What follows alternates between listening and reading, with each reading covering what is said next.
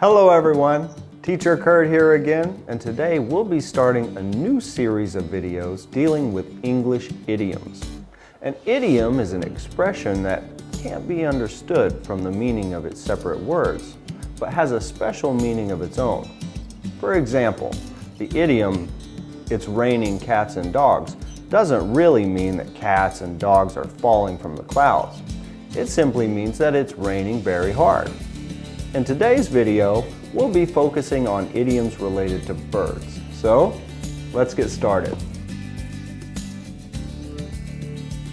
The first bird idiom we'll look at is "the early bird gets the worm."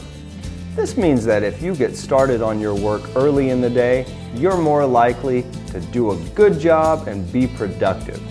My mom and dad used to say this a lot to me when I was a kid because they wanted me to get out of bed, get dressed, have a good breakfast before I went to school. Good advice.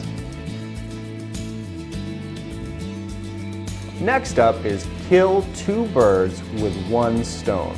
Now, I know it sounds violent, but if you hear someone say this, chances are they aren't talking about killing birds with rocks.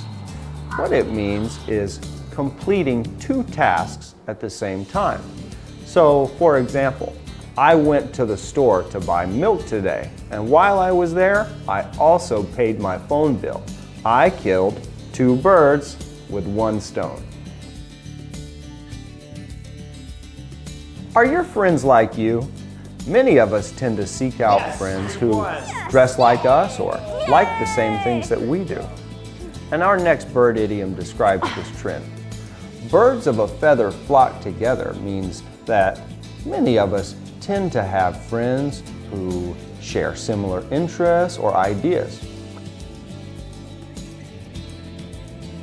Our last bird idiom serves as a warning. Have you ever heard that a bird in the hand is worth two in the bush? A hunter would rather have one dead bird in his hand than two living birds that he might be able to shoot in a bush. Now, before you get scared about touching a dead bird, don't worry. It's just an expression. It means that sometimes it's better to be satisfied with what you have rather than to lose it by chasing something better. I hope you enjoyed learning some new expressions today. Tune in for our next English tutorial video about money idioms. For Shane English, this is Teacher Kurt. See you next time.